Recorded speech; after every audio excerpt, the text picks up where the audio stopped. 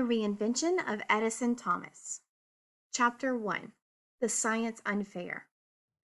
Eddie sat on the steps outside Drayton Middle School, where the noise from the science fair in the gym still roared in his head. Tiffany always told him to picture a calm place when he felt stressed. He thought of the rocky beach. He tried to remember the rhythmic lapping sounds of the waves and the feel of the rocks pushing up against the soles of his feet. He inhaled deeply. The smell of the cool evening breeze told him rain was on the way. He put 2 fingers up to the side of his throat and felt the pulsing of his carotid artery, the blood vessel that delivers blood to the brain. Tiffany's strategy wasn't working. His heart was still beating too fast. His body would have to be under control for him to go back into that gym full of people. New calming strategy. Think about the science fair project. He had wrapped copper wire from an old washing machine motor around an iron pipe. It seemed so simple, but when he ran an electric current through it, the opposing magnetic field sent a copper ring flying nearly up to the rafters of the gym. That must have impressed the judges. Eddie would win first place for sure. He was calmer now.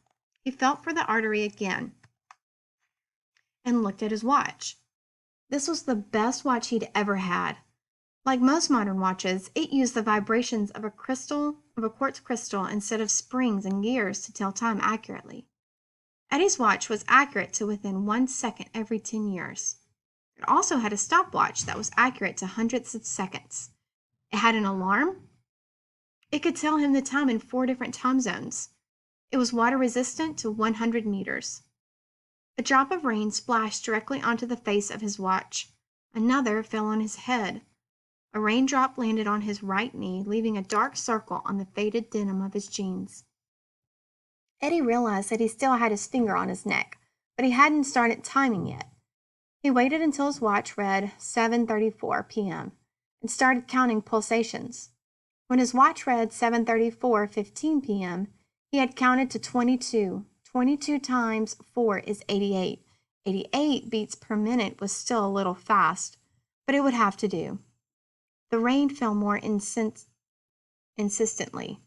He took another deep breath, stood up, and walked into the school as raindrops filled in the dry spot on the concrete step where Eddie had been sitting. Fact number 212 from the Random Access Memory of Edison Thomas. Petrichor, the distinctive smell of rain on dry ground, is caused by plant oils released into the air from clay-based rocks and soil. As he stepped through the doors to the gym, the noise closed in on him, surrounding him on all sides. The pounding of rain on the metal roof added an extra dimension of sound bombardment. He locked his eyes on his Eddy coil display and wove his way through the crowd toward it. His dad was leaning over a nearby exhibit, examining the various spoiled foods so closely that he touched the plastic cover of the display with the brim of his Drayton Electrical Supply baseball cap. "Look at this mold," said Dad. "It's pink. I never saw pink mold before." Eddie looked at it. "It could be fungal, but it is more likely to be bacterial growth." "I assume you're feeling better?" said Dad. "A little," said Eddie. It helped to concentrate on the exhibits. Some were very cool, like the wind tunnel for testing airplane designs. The poster behind it displayed the drag coefficients for planes, from the Wright brothers' biplane to modern military jets. Other projects were unimpressive, like one exhibit with shoe boxes representing different ecosystems: the desert, the rainforest, the pond. The plastic animals in the ecosystems were not all to the same scale. In the African savanna box, the lions were twice as big as the elephants. A completely white box contained a polar bear, 2 harbor seals, a tiny little walrus, and some emperor penguins. "Those mammals live in the Arctic, but these only live in Antarctica," Eddie pointed out a little too loudly. "In fact, there are no penguins at all that are native to the Northern Hemisphere." "Keep your voice down, Eddie," whispered his dad. "There are seals in Antarctica, aren't there?" "There are 6 kinds of seals in the Antarctic, but the harbor seal is not one of them," said Eddie in a deeper voice. "That brain of yours is just full of useless facts, isn't it?" sighed Dad. "Ram, Dad," stated Eddie. Random access memory. Random is a good word for it, said Dad. Anyway, emperor penguins cannot be in the same ecosystem as harbor seals, walruses, and polar bears, continued Eddie. How stupid can you be? I think these are pretty good, said Dad. It looks like a lot of work went into them. They could at least get the animals right, insisted Eddie. He scanned the room. He wanted to see Mitch's project. Mitch had spent a lot of time working on it, but he wouldn't tell Eddie what it was. I'm going to walk around for a while, Eddie told his dad. An insistent tap on his back made Eddie turn around. He looked down at the sandstone-colored clump of hair sticking straight up from the top of the head. Eddie could see why they call that a cow lick. He pictured a cow licking the dull brown hair every morning before school. I like your project, Eddie, said the boy under the hair. The frames of his glasses were exactly the same color as his hair. What would happen if you used direct current instead of alternating current? Eddie didn't say anything.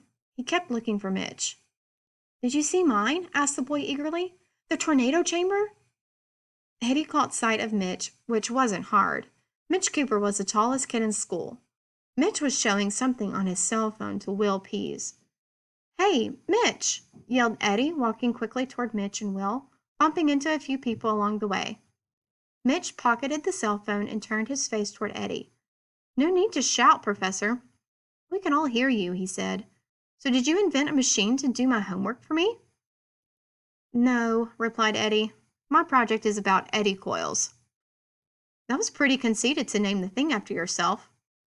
I did not name it after myself. It is named for the eddies of electrical current caused by the interaction between... Yeah, right, said Mitch as he turned back to Will and laughed. I cannot find your project, said Eddie. Mitch grabbed Eddie by the shoulders and turned him 180 degrees. Eddie's body stiffened. He didn't usually like people getting that close to him, but he didn't want to say anything to his old friend Mitch. Mitch and Eddie had been friends for so long that Mitch could know that Eddie didn't like people getting that close. It's right over there, whispered Mitch in Eddie's ear, pointing over Eddie's shoulder at an exhibit between a forest of sweet potatoes and a stroboscope. Eddie stepped toward the exhibit and away from Mitch, escaping the hot breath on his neck. Will whispered something to Mitch, and they both laughed. At the center of Mitch's exhibit, a laptop computer displayed a repeating loop of a shoot-'em-up video game. No surprise there. Mitch liked video games. A lot. Big letters at the top of the poster board behind it read, "The effects of repetition on eye-hand coordination." A graph was taped to the poster board. The vertical axis was labeled maximum game level, and the horizontal axis was labeled number of repetitions. 3 crooked lines angled up across the graph. Eddie pondered the graph for a moment. He supposed it meant that the more you play a game, the better you get at it. That seemed pretty obvious. The red and green lines were labeled Will and Mark. The blue line, Mitch's line, was above the other two, apparently indicating that Mitch was better than Will and Mark at this particular game. Probably because Mitch owned the game and he had a chance to practice before the experiment started, reasoned Eddie. A loud popping sound made Eddie jump. Mr. Benton, the principal, had turned on a microphone. "Welcome," said Mr. Benton. "Welcome to the 12th Annual Drayton Middle School Science." His voice trailed off and he tapped on the microphone. "Terry, I don't think this is working," he shouted across the stage.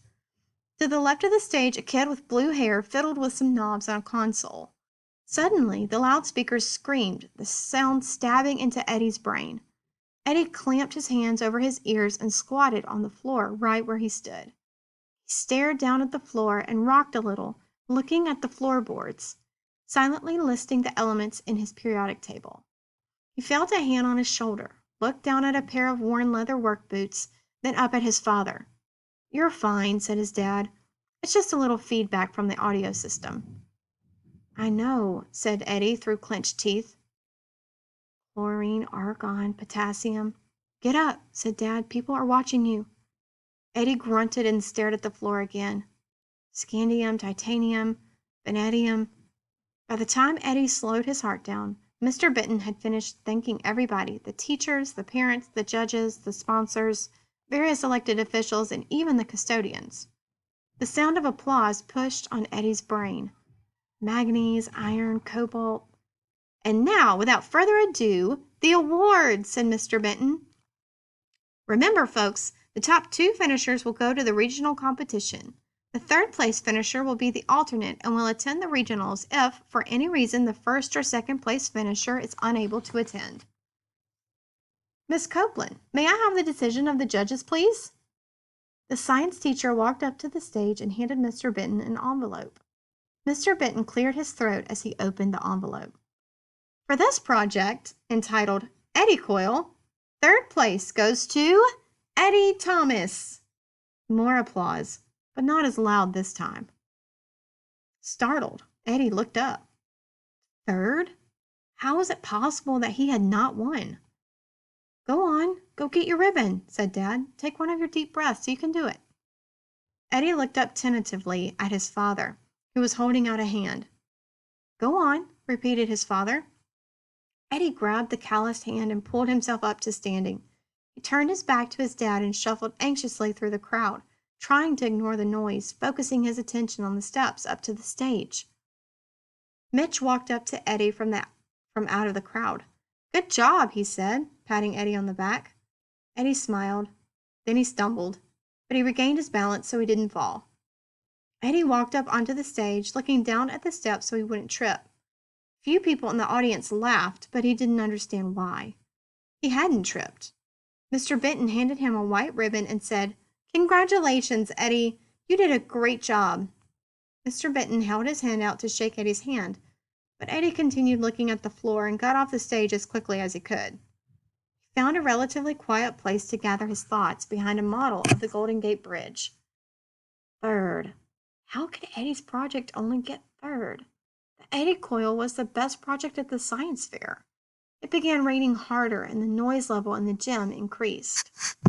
He stroked the smooth satin ribbon. 2nd place goes to Justin Peterson for his tornado chamber. More applause. Eddie concentrated on his ribbon. He had wanted the blue one. And the winner is Keisha Davis with her working model of the human digestive system. Keisha squealed and jogged to the stage to get her blue ribbon, smiling and waving. The applause was louder. It wasn't fair. Eddie knew his project should have won. His Eddy Coil had performed flawlessly. Very loud noise. Let's have a round of applause for all of our future scientists, signaled the end of the award announcements. Eddie made his way back to his exhibit and threw his Eddy Coil back into the cardboard box he had brought it in. What's the matter? Asked Dad. 3rd. 3rd is good. You'll be the alternate. Big deal. I should have won. I will not get to go to regionals. I'm not really surprised you didn't come in first. It wasn't your best work. The coil itself was great, but you didn't explain it very well. I did not have enough time, whined Eddie. You would have had enough time if you hadn't wasted all that time unwinding and rewinding your coil.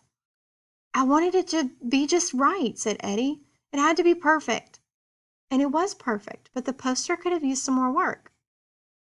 Do we have to talk about this now? Eddie shouted. He turned away from his father and dropped the transformer into the box on top of the Eddy Coil. Then he felt something being pulled off the back of his shirt. What is that? Eddie asked. Nothing, replied his father, trying unsuccessfully to hide a piece of paper in his pocket. Eddie grabbed the paper. In big, bold letters, it said, I am a geek. Was that thing on my back when I went up on stage? Asked Eddie. Well, yeah, mumbled Dad. Did you see who did it this time? No, sorry. Eddie growled. He ripped down his poster, rolled it up, and shoved it into the box. It didn't fit, so he smashed it down. Without another word to his father, he picked up the box, leaving the third-place ribbon on the table.